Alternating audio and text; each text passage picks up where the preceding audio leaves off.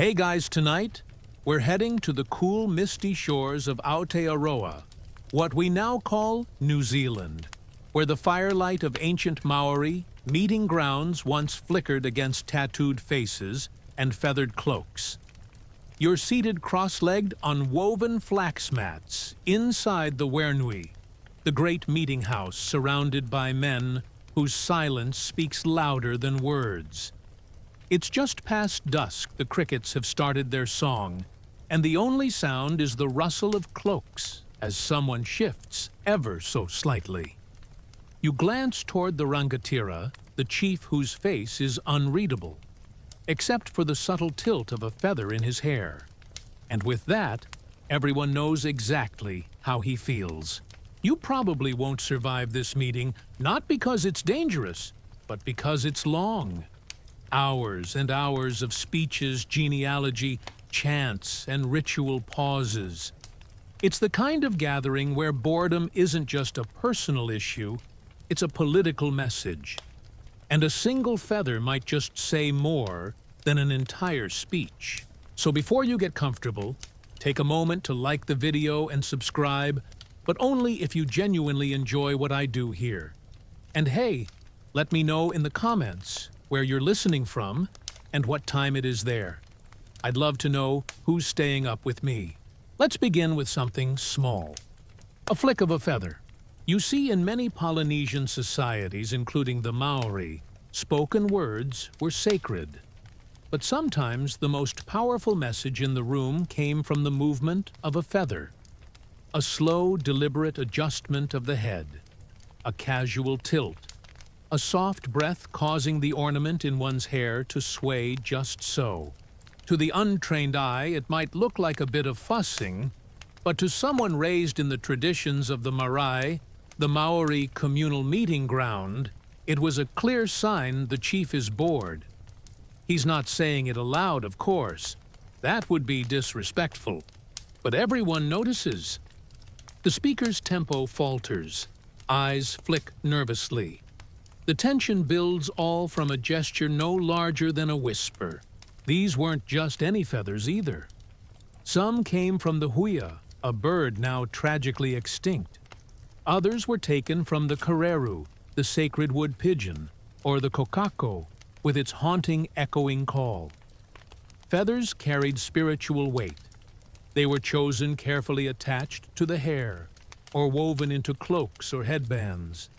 They signaled mana, spiritual authority, and also mood if you knew how to read them. Let's imagine it now. You are not the chief tonight, just a guest at the edge of the inner circle. You're trying to stay alert out of respect. It's late. You've been here for hours.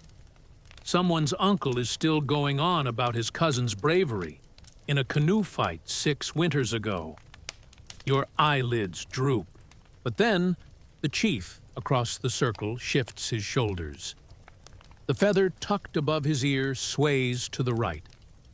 It's subtle, deliberate. A low hum passes through the group. No one says a word, but the speaker starts wrapping up. The wind outside hisses against the wooden walls. A child is hushed. The atmosphere has changed. You've just witnessed a shift in the meeting's rhythm, all because of a feather. In this world, nothing is wasted, not even silence. Every gesture counts, and boredom, when signaled properly, isn't rude. It's strategic. Chiefs had to listen to countless orators, songkeepers, warriors, and emissaries, but they also had to maintain control of the room. Too much overt interruption would disrupt the flow. Too little, and you'd sit through a night of genealogical tangents. So the feather helped. It was a coded language, one built on posture, stillness, and the quiet manipulation of space. The feather you see was the ultimate poker tell. Now, why does this matter? Why are we whispering about feathers in a meeting house while you're trying to doze off? Because history at its softest and sleepiest is made of these kinds of invisible tools. These little codes and cues that let people communicate deeply without speaking above a hush. They shaped decisions, signaled disagreements, and kept order in cultures that treasured oratory tradition but also knew the value of nonverbal grace. And while tonight's story will drift us through many layers of Maori tradition, the feather will always be near. It'll twitch, it'll tilt, it'll float in the breeze of a nearby speech. And again it'll remind you that sometimes the most powerful thing in the room is the person who doesn't speak but is still heard. So go ahead, settle in deeper. Maybe you're on your side now, pillow slightly cooler than before. Maybe you're not quite sure when the last sentence ended. That's okay. We've only just begun. You blink slowly as twilight softens the horizon. The last golden rays of the sun stretch their fingers over the hills, casting a burnished glow across the grasslands. Before you, rising like a carved sentinel of tradition and power, stands the marae, a sacred meeting ground at the heart of a Maori village. You step forward barefoot, your skin brushing the earth as you approach. The carved beams of the Waranui, the meeting house, seem to hum with stories. Faces with swirling tattoos stare at you from every wooden pillar, tongues extended, eyes widened, welcoming, warning, remembering. Smoke drifts lazily from nearby cook fires, mingling with the sharp tang of sea air and the earthy scent of fern and damp soil. Somewhere beyond the ocean rolls in rhythm with your heartbeat, while native birds call their last notes of the day. The air holds its breath. You walk across the courtyard, called the Mariatea, the open space where speeches will soon fill the dusk. You're not alone. Figures gather with slow grace, some wrapped in korowai cloaks, adorned with feathers, flax, and woven patterns that speak of lineage and mana, or status. Others wear nothing but simple flax skirts and bare shoulders, their expressions unreadable in the fading light. Each person is placed with precision in this scene. Every stance, every nod, every still hand means something. The elders sit first. They don't speak yet, but their presence is commanding. They lean against carved wooden supports with the quiet authority of those who have seen seasons change and wars fought, decisions made and undone. You settle behind them, an outsider perhaps, but welcome to observe. For now, the Kaikaranga, a woman whose voice rises like a thread through time, begins the karanga, the ceremonial call that starts the gathering. Her cry cuts through the stillness, melodic, mournful echoing. It's not meant for entertainment. It's for the ancestors. And the ancestors are here. As her call fades, the responses come low murmurs from the opposite end of the marae, acknowledging the greeting, honoring the dead, preparing the living. Everyone moves closer, slowly, respectfully. The carved house behind the elders watches over all of it. Its gaping mouth, the doorway, its eyes, the windows that stare out into the night. Now everyone is seated, legs tucked beneath bodies, backs straight. The sky darkens to indigo, then charcoal. A single torch crackles to life, casting flickering shadows across weathered faces. In this setting, you begin to notice the stillness. It isn't uncomfortable. It's intentional. Words will come, but silence is part of the conversation. No one coughs. No one clears their throat. Even the youngest among the gathering are quiet, mirroring the composure of their elders. You spot a boy no older than 10, with wide eyes and tightly clenched hands, as if holding still is a test of strength. Perhaps it is. Then the first elder speaks. His voice is low, rhythmic, and deliberate. He doesn't raise it for drama. His words are wrapped in Wakatok proverbs and metaphors only the most attentive can fully catch. He talks of storms and birds of rivers the change course of the ancestors who watched from beyond. He's not simply giving an update or making a speech. He's building a web of meaning for others to walk across carefully. And yet you sense it, the slow shuffle of a feathered cloak. Across the circle, a rangatira leans slightly to the side. One shoulder shifts. A single feather, long and pale, shimmers in the torchlight as it slides just a breath from its former position. It's not random.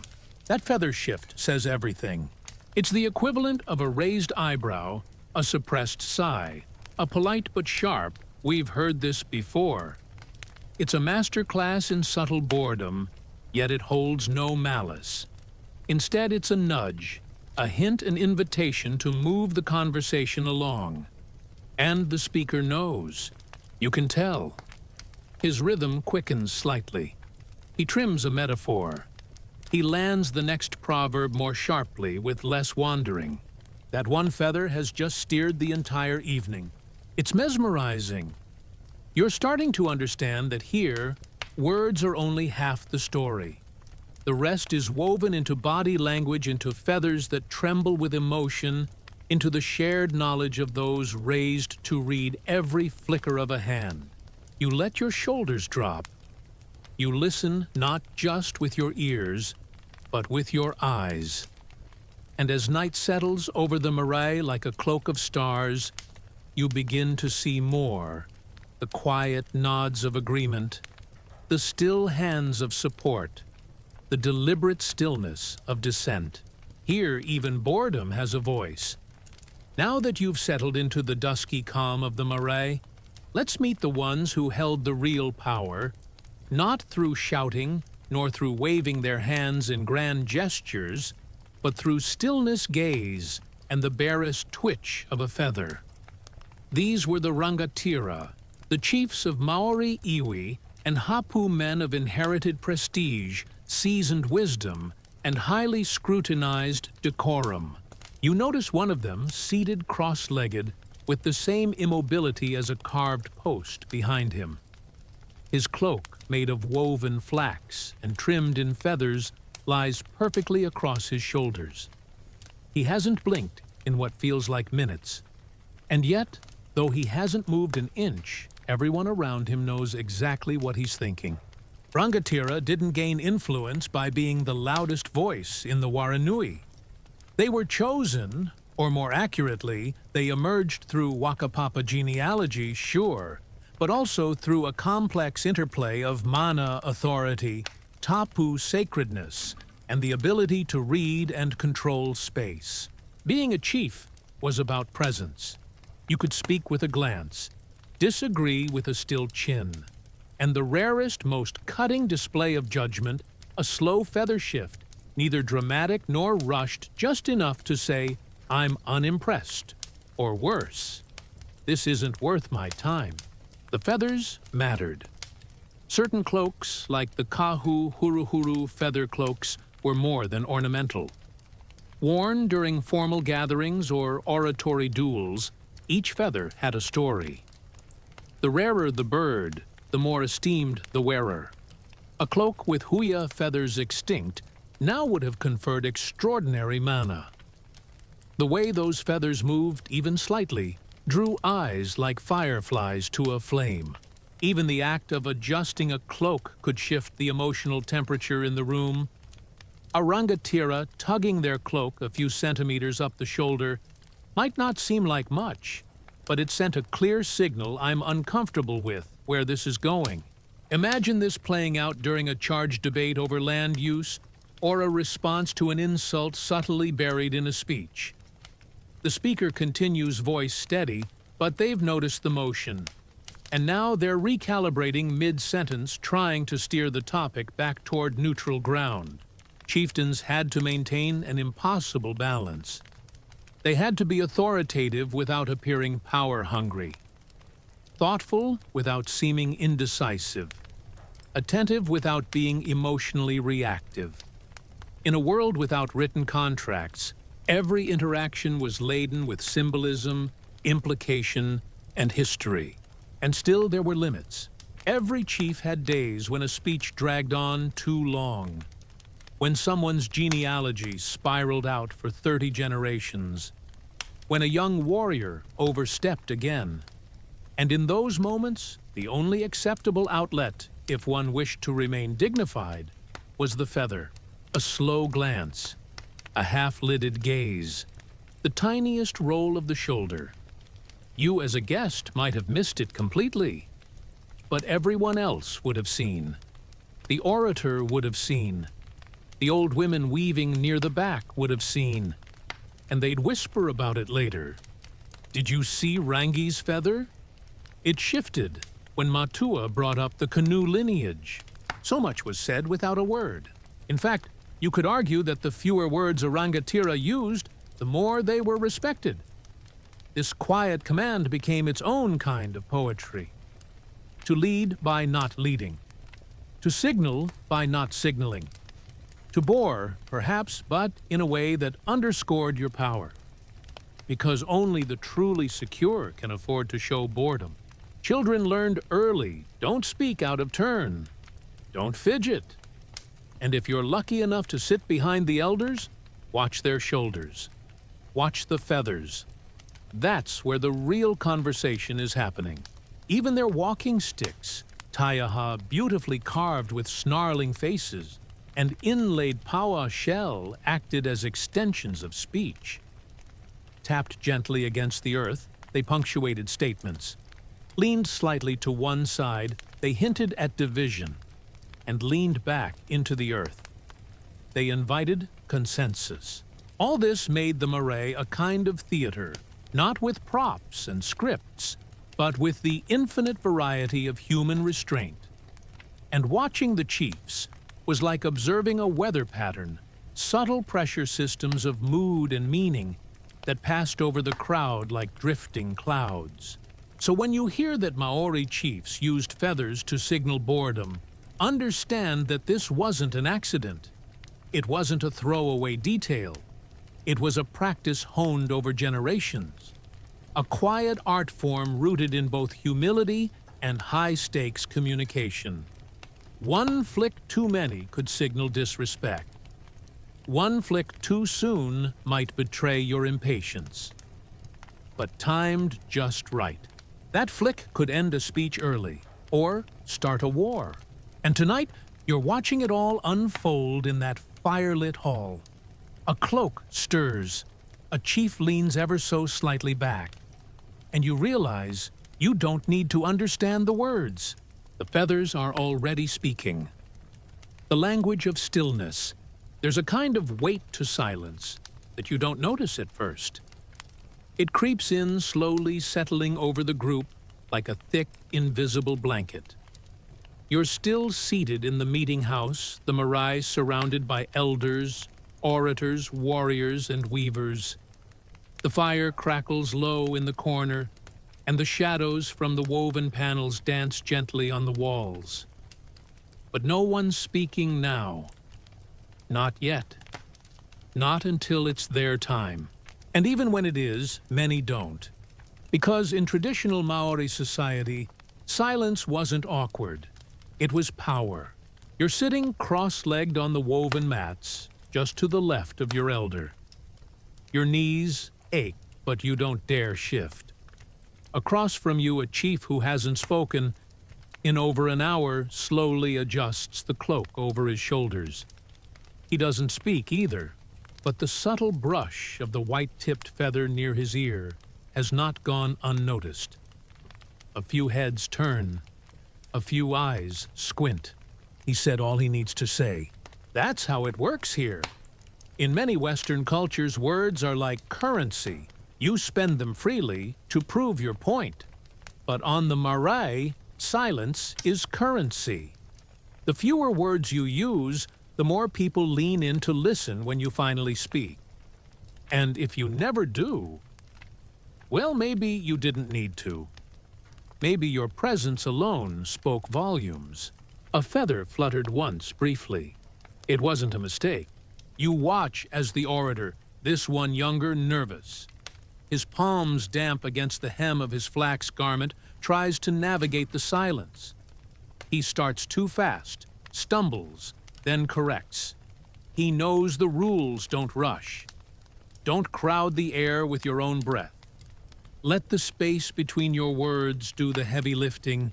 Behind him, two elders close their eyes, not in sleep, but in a kind of shared remembering. The younger speaker takes it as a cue to press on, but he should have paused. He should have read the room.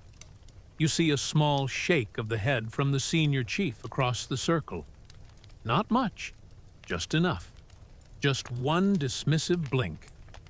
Maybe not even that. To speak too much is to dishonor the sacred rhythm of the hui. Meetings like this, steeped in protocol and centuries of tradition, demand more than clever language. They require awareness. Stillness is not absence. It is presence sharpened to a blade. There is a term, wakarango. It means to listen, but not just with ears. To truly wakarango is to absorb with your skin, your breath, your posture. It means listening with your whole being. You don't nod. You don't murmur agreement. You remain completely still and let the words shape you from the inside. That's why movements matter.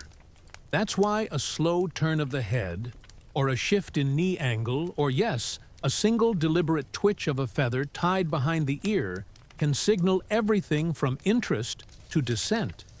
Chiefs didn't need to shout. They didn't need to interrupt. They just needed to adjust one thing, and everyone got the message. And it wasn't just about hierarchy. It was about the mana, the spiritual authority of holding back. The one who can wait, who can weather discomfort, and not fill the void with chatter. That person holds the floor, even without standing on it. You're still sitting there, knees now asleep, unsure whether to blink too quickly or at all. The silence lingers, but it doesn't feel empty. In fact, it feels full. The kind of full that makes you wonder how much you miss every day by talking too much, moving too fast, fidgeting with the need to be heard. Here, no one competes for attention. The ones with nothing to prove the most. Outside, the night wind stirs the flax bushes lining the perimeter. A small cough echoes near the entrance, quickly swallowed by stillness again. Someone clears their throat, almost as a warning. Get back into the rhythm. Don't break the flow. Not now, not here. A young boy beside you tries to scratch his knee. His grandmother gently lays her hand over his. No scolding, just pressure. A reminder. In this world, your stillness is your respect. So you return to it quiet and motionless. You don't even dare glance again at the feathers decorating the chief's cloak. You already saw what you needed to. It's not just boredom, he signaled, it's a challenge. A nudge to whoever's speaking to get to the heart of it, to stop wasting time with flourish. And now the elder on your right shifts forward slightly. The silence parts like a curtain. One story is about to end. Another is about to begin. The long meeting stretches on, and you notice something curious. Some of the chiefs begin adjusting their cloaks. Not dramatically. Just a soft ripple of movement here. A brief flick of the fingers there. And always the feathers. They sway. Some sway slowly. Some are tugged subtly as if by the breeze or by intention. Welcome to the finely tuned world of nonverbal hierarchies in Maori society, where garments didn't just cover the body, they spoke volumes. You're seated near the back of the waranui, the meeting house cross-legged on woven flax mats, trying to keep your eyes open as the latest elder shares a long story about his grandfather's fishing technique. But ahead of you, a rangatira, a tribal chief, lifts the corner of his cloak and shifts ever so slightly. The motion is like a pebble tossed into a still pool. Tiny, but deeply intentional. The cloak, trimmed with huia and albatross feathers, responds with a gentle sway. Someone across the room notices. You can't be sure, but you think that's the point. Maori ceremonial dress was far from decorative. A chief's cloak, called a kakahu, was often lined with rare bird feathers, sometimes even hair, and always with deliberate symbolism. Every feather sewn in carried mana, spiritual prestige. It was as if every strand whispered, I have history. I have bloodlines. I carry my ancestors. So when a chief even shifted the cloak, let alone touched or adjusted it, eyes followed. You notice now another elder slowly brushes his shoulder fingers, just grazing a line of white gannet feathers. It's the second time he's done it. Is he uncomfortable or sending a message? See, in the quiet diplomacy of Maori assemblies, words were often only half the conversation. The other half, subtle movements, posture, where your gaze landed, whether your toes pointed toward or away from the speaker. And perhaps, most telling of all, how your feathers moved. The feathered cloaks weren't just visual signals, they were tools of coded expression. In large gatherings, especially among competing iwi tribes, direct disagreement could be dangerous. Open conflict might erupt over the wrong word, but boredom, disinterest, those could be conveyed without sound using gestures too small to formally challenge, but too significant to ignore. You lean back just a little, imagining what it must have taken to train that kind of discipline. To sit in silence for hours, cloaked in mana-laced feathers, and use only the faintest tug of plumage to express dissent or amusement or warning. Feathers from certain birds added their own meanings too. Huia feathers now tragically extinct were prized above all, worn only by the highest-ranking individuals. Flicking such a feather might suggest disapproval from the very top. Albatross feathers, broad and gleaming white, signaled peace and open listening. Kiwi feathers, rarity and groundedness. Every flick, every rustle, intentional or not, could spark a ripple of interpretation. Imagine you're a young speaker standing before the marae, for the first time heart-thudding, trying to impress the council. You begin your story. You've practiced the genealogy, rehearsed your metaphors. But then, a feather twitches on the shoulder of a chief to your left. A slow, side-to-side motion, subtle, measured, deliberate. Is that bad? You carry on sweating. A second cloak stirs. Someone rubs the end of their kakahu against their knee. Is it a message of mild disapproval, fatigue, political discomfort? You'd better hope you remembered the right ancestor's name. In this way, the cloaks and feathers of Maori leaders became part of a shared emotional language, one that could be used to affirm worn question or, yes, even to show gentle boredom. The trick was not just knowing what to wear, but knowing how to move in it. And more importantly, when not to move. That's the thing in Maori, custom stillness could be power. To sit utterly motionless while another spoke was a show of endurance, respect, and control. It could be interpreted as agreement or as icy disinterest, like a chess master refusing to blink. So, when a feather did shift, the room noticed. Now, a breeze rolls in from the sea, curling around the carved doorway. Some of the younger boys adjust their sitting positions. One of them accidentally bumps his neighbor's cloak. The older man's feathers shift. He casts a sideways glance. It's not a rebuke, not yet, but a warning. In another part of the room, two rival chiefs eye one another. One adjusts his hem, the feathers brushing his ankle. The other raises an eyebrow and flicks a loose strand of weaving near his chest. You have no idea what's being said, but you're certain it's a conversation. In this world, feathers were punctuation marks. commas, question marks, ellipses. A half turn of the shoulder could signal you've made your point. A slow press of the palm to one's cloak could say, I disagree, but will not speak against you yet. Even the material beneath the feathers mattered. Cloaks were woven with muka-processed flax painstakingly prepared over weeks. It was the backdrop to the story, the canvas holding the symbols. No modern clothing carries that kind of layered intent. Eventually, someone clears his throat. A movement breaks the invisible feather language ballet. One chief stands, allowing his cloak to fall open. A clear sign the meeting is about to shift. Decisions loom. No more subtlety now, but for hours it was just the feathers swaying gently in the half-light, communicating things no one dared say out loud. The wind rustles through the flax bushes as you sit cross-legged on the packed earth of the marae, trying not to shift too obviously. The meeting has stretched into its fourth hour, the carved posts around the Werenui, now catching the faint blue shadows of the setting sun.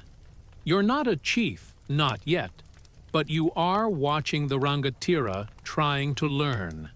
And what you notice most isn't who is speaking, it's who isn't. Or more precisely, it's who subtly lifts a feather and lets it drift in the wind. Tonight you begin to understand that boredom is not just a feeling, it's a message. Among the Maori, particularly during the 17th and 18th centuries, tribal councils could last all night. These weren't casual debates. Each person who rose to speak had earned their right to be heard through rank experience or lineage. Interruptions were unthinkable. But that didn't mean there weren't responses, only that they were coded, ceremonial, and deliberate. Each Rangatira wore a kahu huru cloak of feathers, and often held a single plume from a huia, or albatross, or even a decorative carved staff with feather adornments. These weren't just accessories. They were extensions of speech, silent declarations. And if used just right, they could send subtle but seismic waves through the assembled crowd. One such message was, I'm done listening, but not said aloud, of course. Instead, a bored or more accurately disapproving chief might let their hand drift down toward the feather hanging at their side. A small flick, a slight tilt, perhaps a gentle wave in the air, no more pronounced than swatting a fly. To an outsider, it would mean nothing, but to those within the system, it could signal discontent, or protest, or simply that the speaker had long overstayed their welcome. Imagine the tension. A young speaker rising with a rehearsed Wakapapa genealogy or proposal for a new alliance, pouring out words with trembling conviction, only to see from the corner of their eye a respected elder's feather gently shift. In that moment, the speaker might hesitate, fumble a word, or worse, rush their final sentence bow and sit down in embarrassed silence. The flick of a feather could say, "This isn't relevant. You're repeating yourself. You've forgotten your place." Or most sharply, "You are boring me." But it wasn't always meant with hostility. Sometimes it was a strategic move. Chiefs who wished to stall a decision, perhaps to buy time for reinforcements, or to force a speaker into emotional haste, could signal impatience as a form of control. You notice now how the highest-ranking chief hasn't touched his feather once. His hand rests on his knee, unmoving. That alone says volumes. He's listening not necessarily because he agrees, but because holding still is its own kind of power. Silence as dominance, stillness as command. Then there's the opposite. You see a feather tilt forward very slightly, just as the speaker makes a bold claim about another iwi's treaty violations. The move is so restrained that only a few notice. But that's the point. It's meant for only those who understand the code. A way to lodge dissent without disrupting the flow of oratory. a feathered veto. You glance sideways.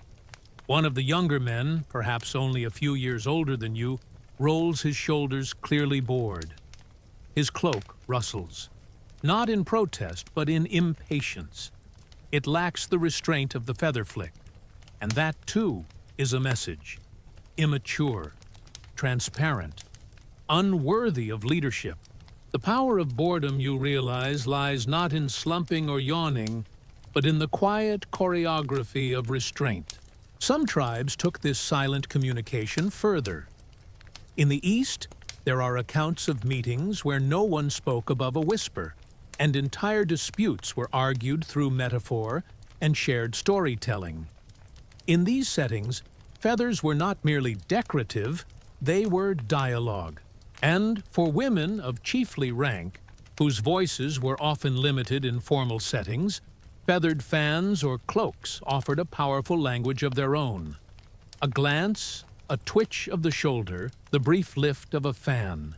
These were not idle movements. They were political commentary. There's even a tale of one elder Tamatawa who once fell asleep in protest during a speech, but with such theatrical grace, cradling his feather gently across his chest, that no one dared wake him. His nap became legend. His message was clear the matter had grown too dull to bother with, but the consequences could be serious. If a speaker continued despite multiple signs of feathered boredom, it might reflect poorly not only on them, but on their entire lineage. A misjudged speech could stain the memory of their ancestors and lessen their future standing. And so boredom, refined and coded, almost beautiful in its expression, became one of the sharpest tools in the room. As you shift slightly on the marae floor, trying to hide the tingling in your feet, you glance at your own hand. No feather there yet, but perhaps one day, and when that day comes, you'll know just how powerful a quiet plume can be. Waka Papa and woven memory. Now, nestled under the gentle hush of nightfall, you find yourself seated among elders whose very presence carries the weight of centuries. The air is thick with wood smoke, a faint trace of fern, and the low hum of ocean wind weaving through the trees. Around you, the flickering firelight illuminates cloaked shoulders and weathered faces, each marked with deep lines that speak more than any word ever could. And before the council proceeds to its next serious debate, something sacred must happen, a recitation of Waka Papa. Waka Papa is not just genealogy. It is memory, ancestry, identity, and proof of belonging, all bundled into a verbal tapestry stretching back to the creation myths. And here tonight, one man, one lone figure stands up, slowly adjusts the feather at his cloak's shoulder, and begins the chant that could go on for hours. He speaks softly at first. The names roll out in a melodic cadence.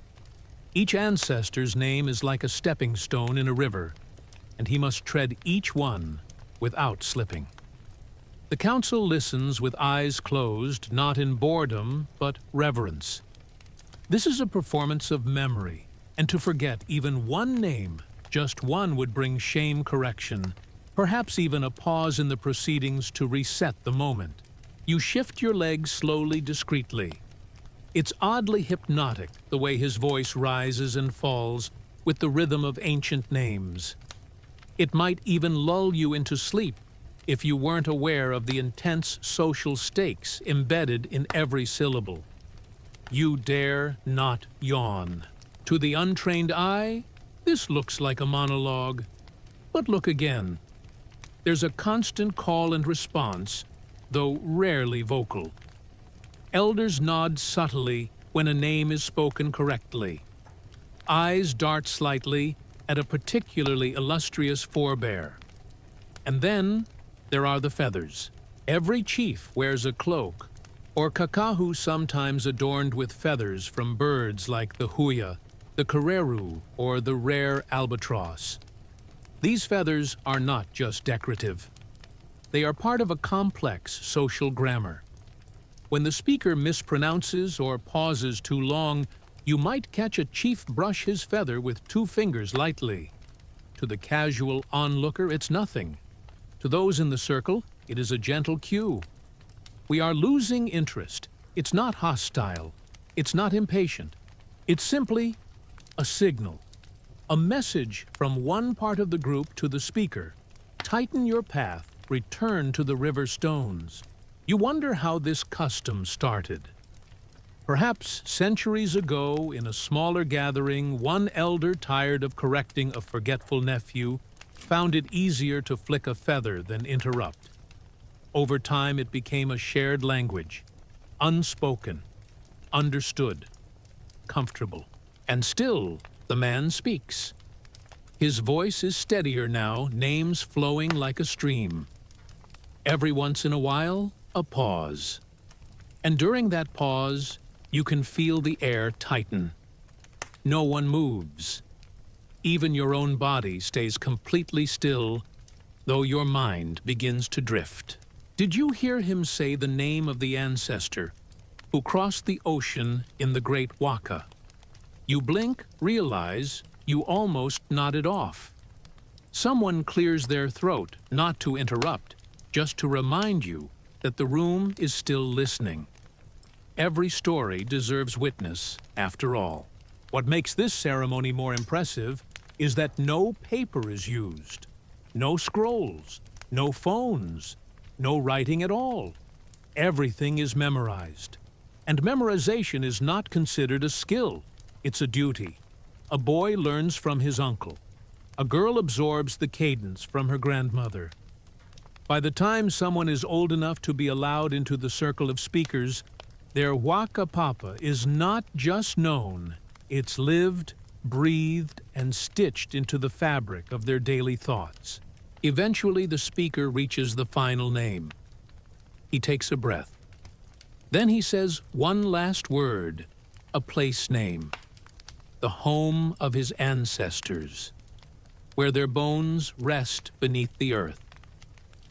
A quiet murmur rises from the group, an acknowledgement, not applause. And then you see it. The faintest movement, a chieftain at the far end of the firelight, his cloak thick with iridescent feathers, gently brushes his left shoulder, once, then folds his hands. It's not disrespect. It's ritual. The signal has been given. The story, while important, was beginning to wander, and the speaker knows it. He bows his head slightly in thanks. It's not a rebuke, it's a relief. He did his duty, and now the group may move forward. This balance between spoken memory and unspoken commentary is what makes Maori council life so elegantly complex. A conversation doesn't need to be a debate. Sometimes a shift of feathers is louder than any interjection. You think about your own world, your own meetings, your own family, dinners. How many times have you wished for a quiet feather to say, "We've heard enough now," without hurting anyone's feelings?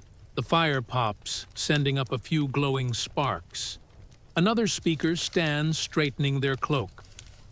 The council continues the long night of stories, history, and silent signals still stretching ahead.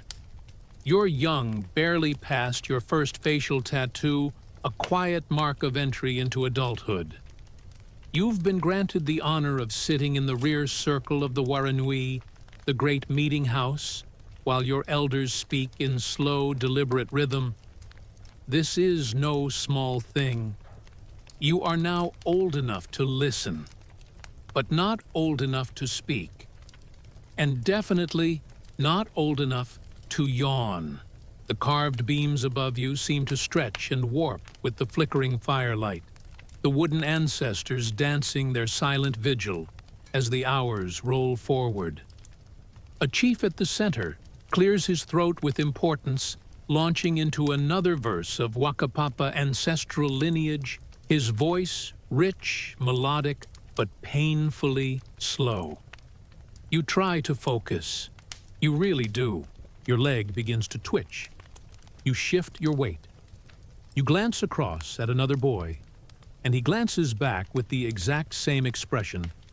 I am dying inside, but I must pretend I'm not. You look at the feather again, tucked neatly into the cord at the shoulder of the chief's cloak. It doesn't move. He is still deeply engaged. You, however, are beginning to fantasize about fishing, about chasing eels in the creek, about lying in the sun, doing absolutely nothing. And yet the moment you tilt your head, your father catches you. A single cough, sharp, meaningful. You snap to attention. Your knees straighten. Your arms freeze. You've seen it before, one careless movement, one nod too far forward, one sigh too loud, and a father might quietly remove you from the meeting. Not in anger, but in a kind of disappointed silence that weighs heavier than any scolding. Because boredom here is not just a passing emotion. It is a challenge, a mistake, a betrayal of discipline and respect. You listen again to the cadence of names: Tane Nui Arangi, Rangi Nui, Papatuanuku, Hoturoa, Kupe. Each name carries history. Each pause carries the responsibility of holding it together. The elder's eyes are half closed, not in sleep, but in memory. You try to imitate him, breathe slow, count names, and then something happens. A man closer to the inner circle, one of your father's rivals, perhaps, lets his gaze wander. He fidgets slightly. His feather tilts to the side. It's almost imperceptible. A puff of air, a slip of the thread. Or is it boredom? You feel your father's posture stiffen. The elder at the center halts mid-sentence. Not scolding, just stops. He looks out over the room, and the room breathes with him. The silence that follows is not empty. It is loaded, like a net slowly dragging through deep water, gathering subtle meanings. Everyone is now aware. That feather moved. That mind wandered. The man whose feather shifted does not apologize. He does not need to. He simply straightens it, adjusts his shoulder, regains control. You feel a strange thrill. You have just witnessed a moment of almost political drama. You didn't need a shout. You didn't need a speech. Just a small motion and a whole wave of understanding passed over the circle. The challenge for you and every young person present is to develop the muscles that don't show. The kind of restraint that feels like holding your breath while pretending to nap. You must learn to sit still, not out of obedience, but out of pride. To show you belong in that space. That you can bear the weight of being a vessel for your ancestors' stories. You look down at your own shoulder bare and cloakless. One day, maybe you'll earn a cloak with feathers. But today, you're just trying not to blink too often. Hours pass, or what feel like hours. You lose sense of time. A dog outside barks, once, then falls silent. A breeze shifts the flap of the Waranui, and someone quietly pulls it back into place. Still, the elder continues. You are not meant to grasp every word. You are meant to sit in the presence of them. And as your eyes wander once more to the feather in the chief's cloak, you realize it hasn't moved once. The art of delayed speaking. As the firelight flickers low and the night deepens around the marae, you begin to notice a strange rhythm to the way things are said or not said. Here among the Maori elders, silence is not a pause. It's a tool, a strategy, a test of patience, of strength of mana. You're not watching a conversation. You're witnessing a dance of restraint. Imagine this: an elder wrapped in a korowai cloak stitched with feathers from now extinct birds rises slowly to speak. The air hushes, the children go still, and the dogs even stop their quiet shuffling in the dark. But instead of launching into a speech, he simply stands, breathes, looks down the row of rangatira. 1 heartbeat, 2, 3. A minute passes, then another. No one interrupts. No one clears their throat. No one fidgets, at least not visibly. You start to wonder if the elder has forgotten what he was going to say. But no, this is the art of delayed speaking. In Maori tradition, speaking too quickly or without the weight of thought behind it was considered undignified. In fact, rushing into words was a sign of weakness, a lack of mana. The person who could hold the room with nothing but their presence, who could stand and let the silence settle like dew on flax, was the one to watch. They knew the value of words, knew when to use them, and when to let them hang in the air unspoken. You feel the tension this creates, but it's not a discomfort. It's deliberate. These long pauses force everyone to reflect, to prepare themselves for something worth hearing. And when the elder finally does speak, every syllable lands with weight. Each word is a footstep on ancient ground. You begin to notice how this practice isn't limited to the elders. Even among the younger speakers, there's a caution in their speech. They've learned to temper their enthusiasm, to slow their pacing to match the gravity expected within the Waranui.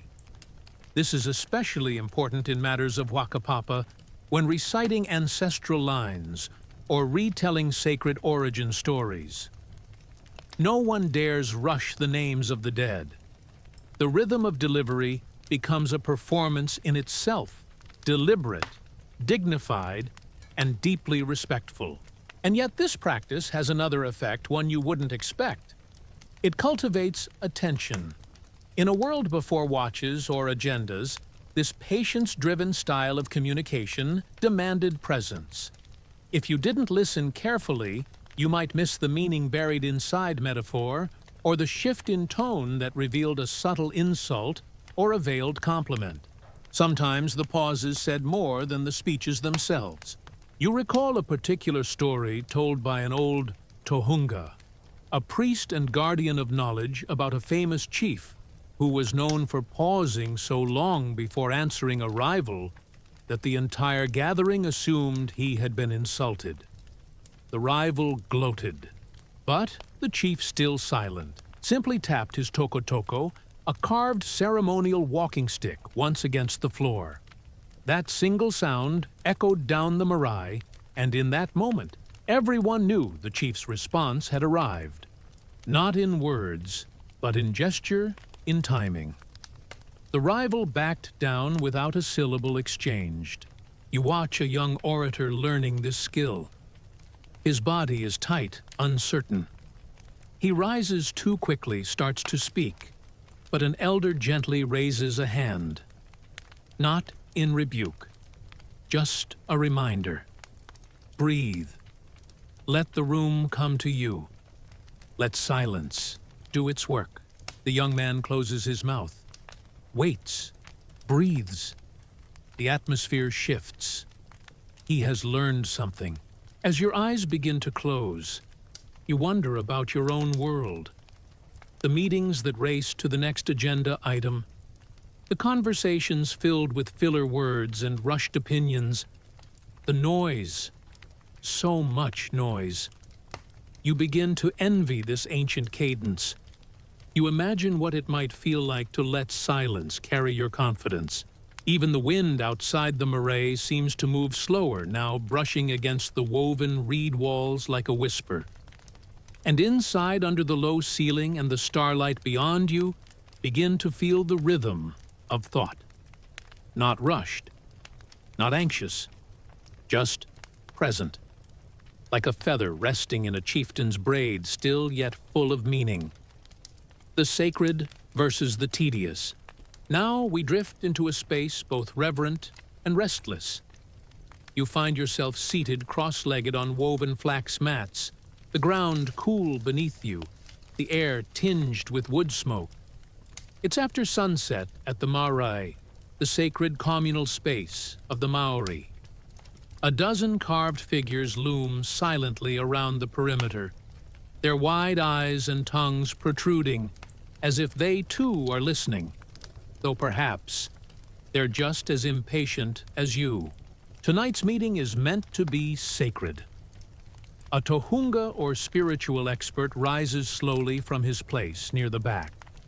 He's elderly, wrapped in a korowai cloak of flax and albatross feathers that whispers with each movement. All eyes turn to him, and the silence becomes even thicker, even heavier, as though the very night itself is holding its breath. And yet, your thoughts begin to wander. You aren't alone.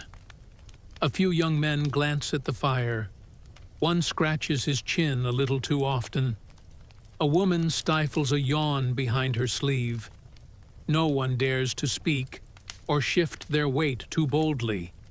But the boredom floats just beneath the surface, like a fish just under the waterline. The tohunga's voice is soft, rhythmic, more chant than speech.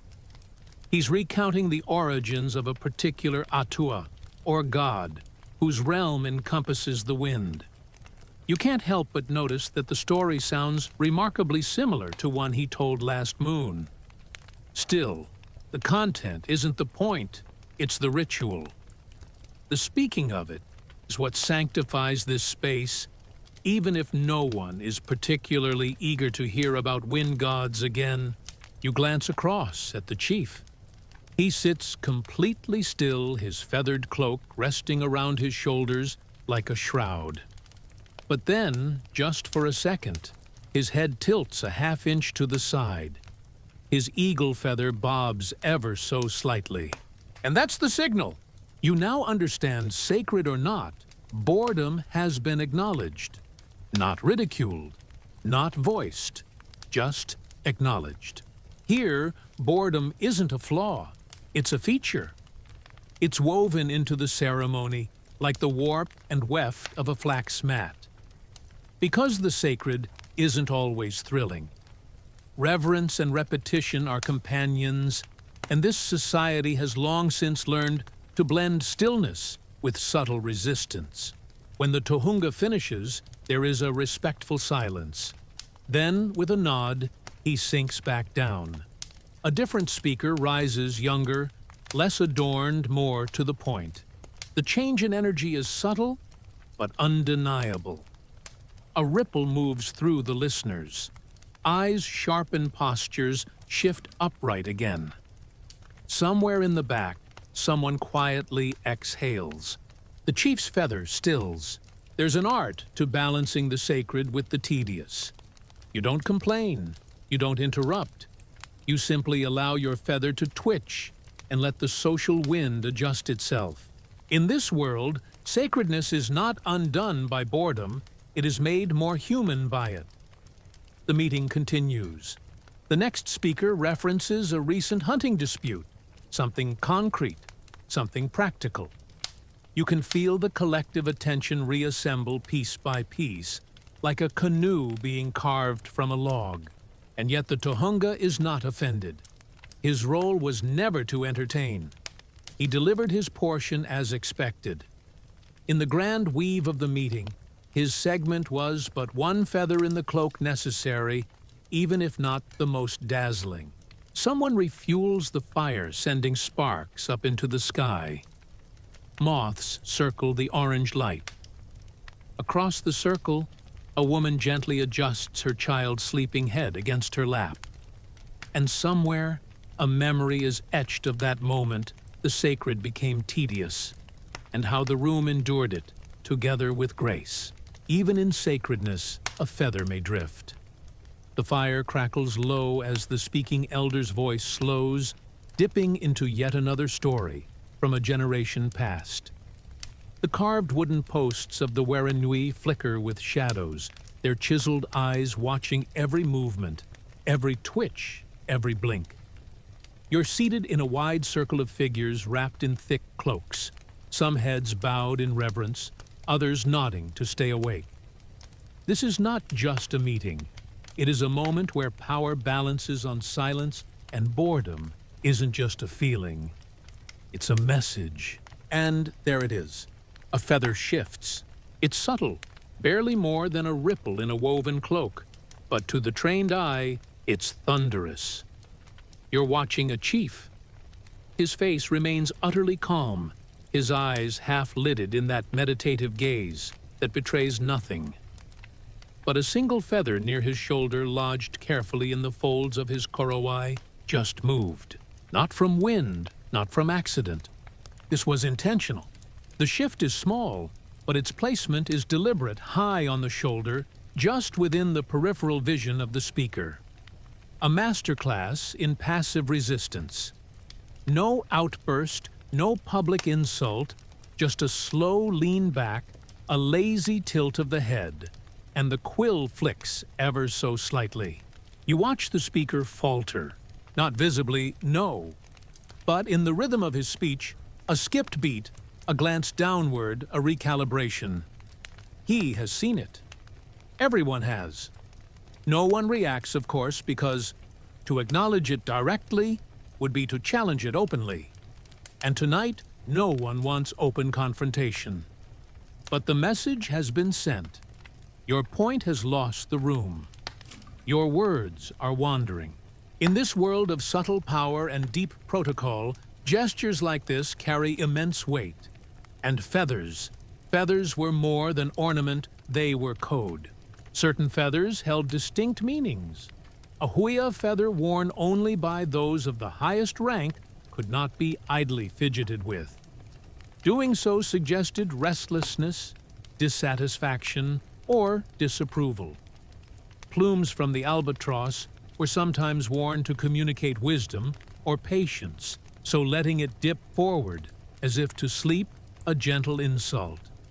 Even the type of movement mattered. A casual lift might be seen as agreement, while a slow drag across the shoulder could mean, let's move this along. Tonight, that feather has just voted no confidence without making a sound. And what's fascinating is how the response unfolds silently. Across the room, a few elders adjust their own garments. Someone draws their hand across their lap slowly. A young orator stops scribbling notes. The tone has shifted like a tide turning beneath the still surface of a lake. No formal statement has been made. The speaker continues, but his voice is duller now, his metaphors flatter, and his anecdotes shorter. The current has moved, and he's no longer riding it. Later, as the meeting finally concludes, and you step outside into the dew-covered grass, the real discussions begin. Not with words, but glances, nods, a few murmured phrases like, interesting point about the canoe routes, or shame about the ending. But you know they're all talking about the feather. That one gesture has turned the tide of the discussion. The proposed alliance that was being debated, no one voted against it outright, but it faded from the agenda, passed over for another matter. It had lost momentum, and in these gatherings, momentum is everything. You learn that among Maori tribes, decisions weren't always made through majority vote or shouted arguments. Influence was fluid, trust was relational, and power often lay in who didn't speak. Chiefs learned to wield silence, like a taiaha, and feathers like blades could point slash or retreat without leaving a mark. As you settle back on the sleeping mat inside the ware nui, the logs outside popping gently in the fire pit, you replay the moment in your mind. The flick of a feather, the drop in a voice, the silent verdict. And it feels strange, doesn't it? That in this world of endless talking, where every platform demands louder, faster, flashier, there once was a world where your boredom could change history, if you knew how to show it just right. The carver's side-eye. Now let your eyes drift to the edge of the waranui, the carved meeting house, where a figure sits just outside the circle of power. He's older perhaps, in his 60s, his hands always moving not with nervous energy, but with deliberate controlled skill.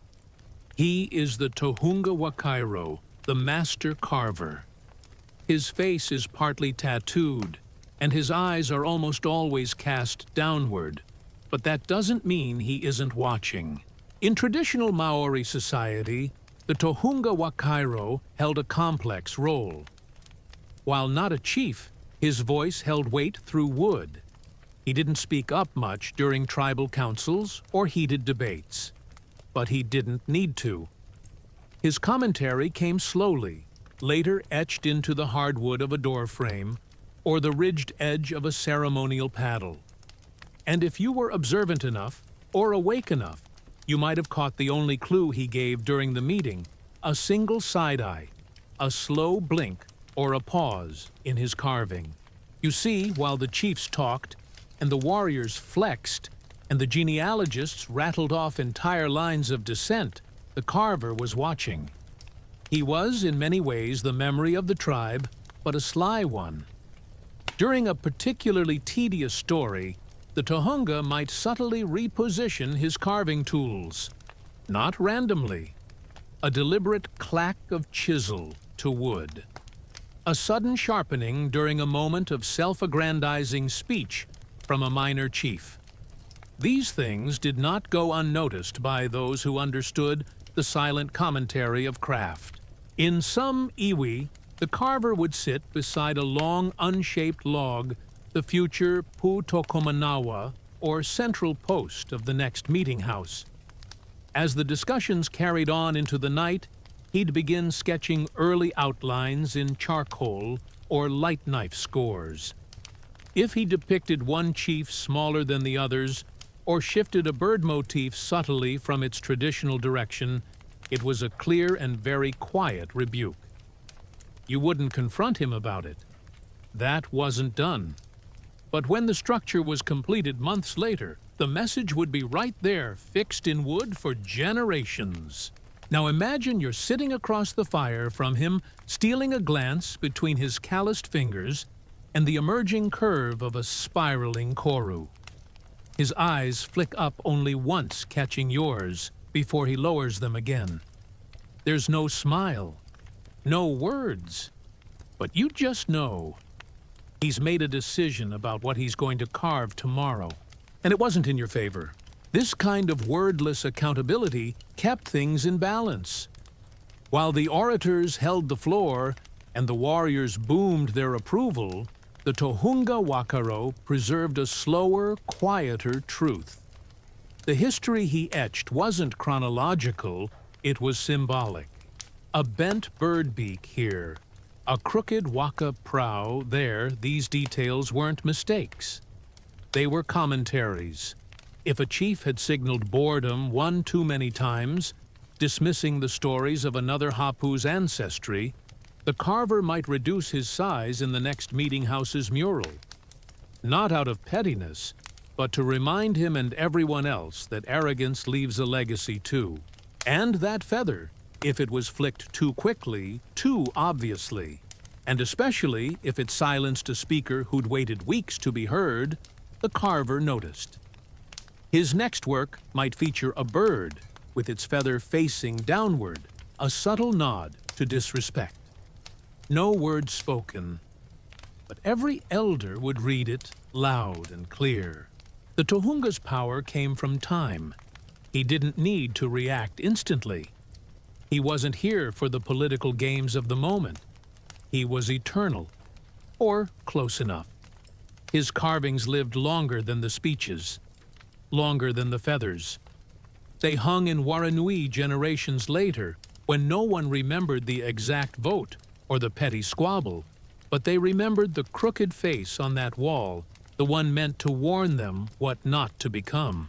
Some say the Tohunga would sit in the shadows just for this purpose, to observe who listened, who interrupted, who respected the process, and who tried to dominate it with subtle power plays. And when the feathers signaled boredom too bluntly, that was when the carving began. If you're imagining this man as cold or vengeful, adjust your mental picture. He's not angry. He's amused mostly. He's seen it all before. He's carved the same kind of face 100 times. And yet, he still watches still records. His silence speaks volumes. Tonight, as the fire crackles and a storyteller struggles to keep his audience awake, you might notice the carver lift his head slightly. A slight twitch at the corner of his mouth. Maybe even a sigh. His eyes fall to the blank slab of wood by his side. He's already begun designing the next reminder. And this one, well, this one won't be flattering. Food firelight and late-night murmurs. After the long speeches, the subtle gestures and the quiet judgments made with a flick of a feather, the night around, the marais would take on a different mood. The rigid formality softened. Yet the games of silence and meaning didn't end. If anything, they simply moved into a different arena. The long hours of communal storytelling around the fire where voices were low. The smoke curled slowly toward the night sky, and time itself seemed to stretch out into something soft and endless. You're still sitting cross-legged, maybe? A bit numb now from staying so still during the earlier part of the hui. The fire crackles softly, casting flickering gold and orange over the carved wooden posts of the Werenui, the ancestral house. One of the elders, his voice hoarse but steady, begins a tale. It's an old one, maybe, about the Taniwa in the river, or a canoe voyage so long ago it has blurred into legend. His tone is slow, melodic, with long pauses meant for contemplation, or for you dangerously close to lulling you into a sleep you're not supposed to take yet. You shift slightly, trying not to rustle your cloak. Your stomach is full from the hangi meal served earlier, roasted kumara pork steamed in banana leaves, and thick rounds of rewena bread. The warmth has seeped into your bones. Around you, others lean in arms crossed or hands in their laps, still performing the same quiet discipline that's been taught since childhood. Listen, even if your eyes blur and your thoughts drift. But boredom here is not just a hazard of the night, it's a test. The fire circle is a sacred space, and sleeping through a story, especially one told by a kaumatua, is considered deeply disrespectful. So you do what everyone else has learned to do. You pinch your own fingers lightly, or you breathe in through your nose and count. You focus on the flicker of firelight against carved bone pendants, or the rhythmic way an elder's thumb moves across the curve of a wooden staff. You listen not just with ears, but with your whole body. There's another layer to these stories too, an unspoken layer. The way an elder pauses before describing a treacherous ancestor's betrayal might earn a slight glance toward one of the chiefs. A half smile from another listener might be a silent signal of disagreement. Even in this less formal space, feathers still twitch, eyes still shift, and communication continues wordless, fluid, and deeply layered. Someone offers you a gourd of warm kawakawa tea. The bitterness perks you up just enough. You pass it on, nodding in thanks.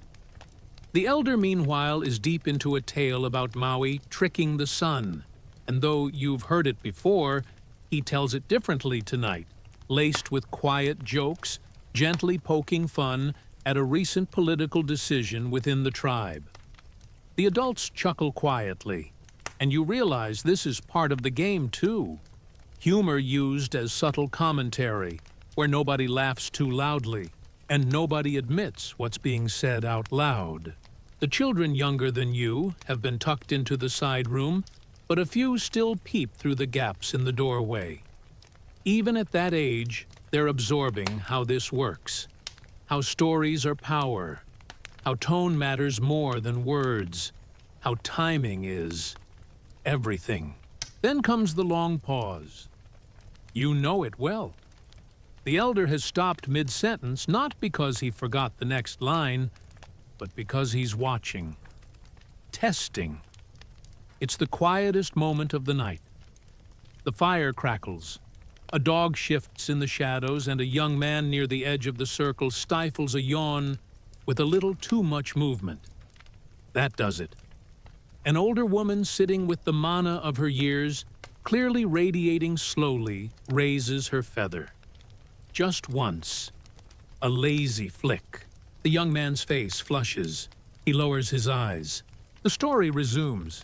And just like that, the lesson is reinforced without confrontation, without shame. Just one feather, a shift in air, and a quiet course correction. The night flows on. Eventually the fire burns lower.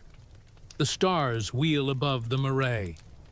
The stories turn more fragmented, now murmured conversations between relatives catching up, or whispered jokes passed between cousins. The language loosens, and so does the stiffness in your legs. But still, there's no leaving the circle without acknowledgement, and even now a nod to the right elder, or a respectful silence before rising is expected. You finally stretch your legs, careful not to let your cloak drag too much in the ash. Your mind is full not of one single story, but of the atmosphere they've built together. Words threaded into time. And the feathers always, the feathers, silent arbiters of rhythm, attention, and mood. You leave the fire behind with a deep inhale of the smoky night. You've made it through the evening, hungry, tired, tested, and perhaps a little wiser. Not by lectures or punishments, but by the shape of silence and the quiet architecture of story. Dawn begins not with sunlight, but with temperature. A faint coolness brushes your cheek, the kind that makes you tug your cloak a little tighter before opening your eyes. Around you, the marae is quiet, not silent exactly, but hushed. The fire has burned low its smoke now, just a thin line drifting into the dim morning sky. You can hear the faint crackle of damp wood, and further out the first birds calling from the treetops beyond the pi. Most of the others are still asleep or pretending to be, but the elders are already awake. You see them gathered in small clusters near the edge of the open space, hands tucked into their sleeves, heads bowed toward each other.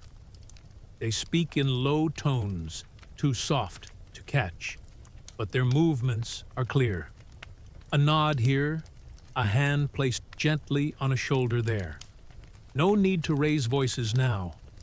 Whatever decisions were made in the night, whatever agreements or conflicts stirred under the cloak of stars are now settled in daylight's slower rhythm. As you sit up, your cloak slipping off one shoulder, you spot a feather lying near your mat. It's not yours, you weren't ranked high enough to wear one. But here it is, bright against the woven matting. Left behind perhaps by a rangatira, who had grown tired of the proceedings sometime after midnight. Or maybe it slipped free during a moment of subtle defiance. A twitch, a flick, a signal too polite to interrupt the speaker, but too deliberate to miss. You consider it a while before gently brushing it aside. The message it carried has already been received. In the crisp morning air, the marae looks different. The carvings that loomed like silent guardians last night now seem more relaxed in the daylight, their lines softened by dew. The posts cast long shadows that stretch toward the cooking fires, where smoke begins to curl up again, this time with the smell of kumara and fern root. People stir slowly, as if afraid to shatter the delicate silence. A child sneezes. A dog stretches. A woman hums softly while laying out food. It's not chaos, not even bustle. Just quiet life returning. The most curious thing about these post-meeting mornings isn't what's said. It's what isn't. You'd think after hours, sometimes days of debate and recitation, someone might want to talk about what was decided. But no. The agreements and disagreements of the night are left to settle like morning mist. A rangatira may walk past you without so much as a nod, his mind already back in the hills or on the next gathering weeks away. A tohunga might sit alone, chewing quietly, thinking about which atua were acknowledged last night and which were forgotten. Only once does anyone speak openly about the meeting.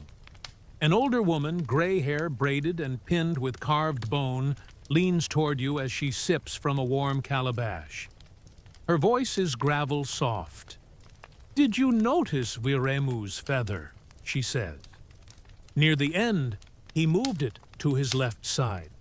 That means he wasn't buying what Rangi was saying. You nod, unsure if it's meant to be a joke, but she just smiles faintly and says no more. Later, the visitors begin to leave. Some head inland toward the mountains, others to canoes waiting at the river's bend. They walk without hurry, their steps kicking up small clouds of earth. It's not quite farewell. In this world, everyone will meet again at a burial, at a marriage, at the next dispute over land or water or pride. But they leave behind echoes. You help roll up sleeping mats, fold cloaks, and sweep the grounds. The mare must look undisturbed before the sun climbs too high. A few feathers are found tucked into mats, snagged on cloaks, lying forgotten under flax baskets. No one claims them. No one needs to. The stories from the night will be retold, but never the same way twice. A child will say, one chief sighed audibly scandalous. Someone else will swear they saw a tohunga fall asleep mid-chant. Everyone will have seen something slightly different. The truth was, in the silences, in the pauses, in the way a feather was or wasn't moved. Before you leave, you look back at the Waranui one last time. The carved eyes seem to meet yours. You wonder what they saw last night.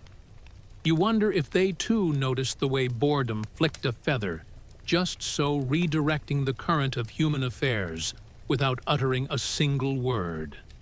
So now, as the embers fade and the last traces of smoke drift skyward from the night fires of the mare, let's take a step back, not just from the past few hours of deliberation, but from centuries of tradition carried forward not by grand battles or sweeping epics, but by quiet gestures and soft-spoken rituals.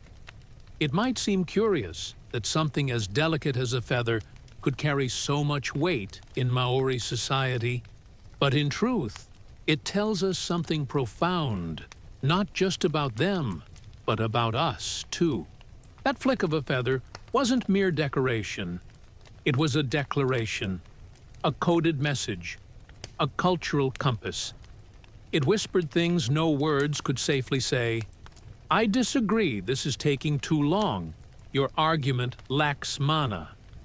It was communication through stillness, through presence, through patience. And it worked because everyone understood the language. No one needed to shout. No one needed to interrupt. Respect, even in boredom, had a rhythm. Now think for a moment about our own world.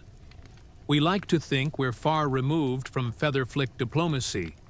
But are we really? Consider the raised eyebrow in a Zoom meeting, the side glance at a dinner party, the long pause before hitting reply. We too have our feathers. We too signal without saying. The Maori simply codified it, and they did so in ways we're only beginning to appreciate. You see, many of the cues we dismiss as nonverbal were in fact deeply choreographed in traditional Maori life. The tilt of the head, the duration of eye contact, even how one sat while listening. These weren't accidents of body language, they were cultural texts practiced and preserved.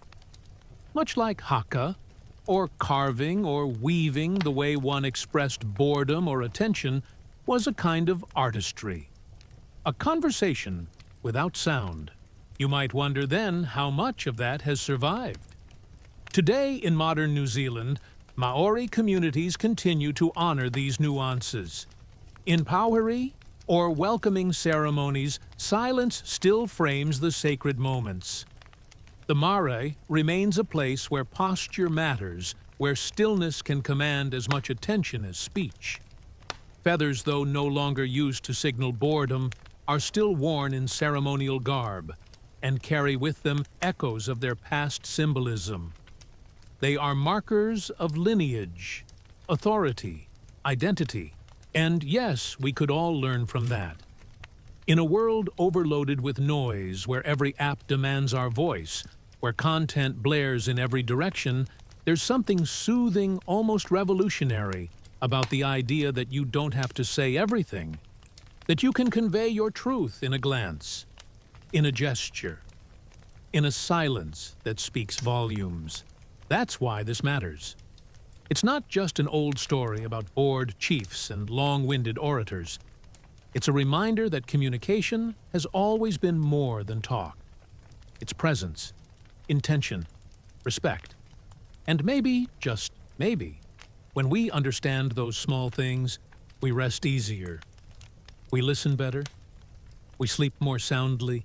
So tonight, as your mind gently settles, and you drift away from feathers and firelight and ancient conversations, let yourself be quiet. Let stillness do the talking. And know that even in sleep, you're part of a long, unbroken tradition of listening without needing to respond. Your eyes may be heavier now. That's okay. As you lie there still and soft beneath your blankets, imagine the fire of the mare crackling low beside you. The voices have quieted. The stars overhead glisten like ancient carvings. The feathers have long since stilled. There's nothing more to do. No decision to make. No message to send. Just rest. Feel the cool hush of night roll in like the morning fog along a New Zealand shoreline. The soil is damp. The earth remembers. Everything that needed to be said has been said. Everything else can wait. There's peace in knowing that boredom, patience, and stillness were once signs of wisdom. That in another time, another place, your silence would have been a kind of speech. So breathe in deeply. Let go of the day's noise. Let your body relax bit by bit. Shoulders first. Then your jaw. Then your hands resting gently on the sheets. You are safe. You are heard, even in quiet. And when you wake again, hours from now, rested and restored, may you carry with you a little of that calm, a little of that wisdom, and maybe a touch of featherlight perspective.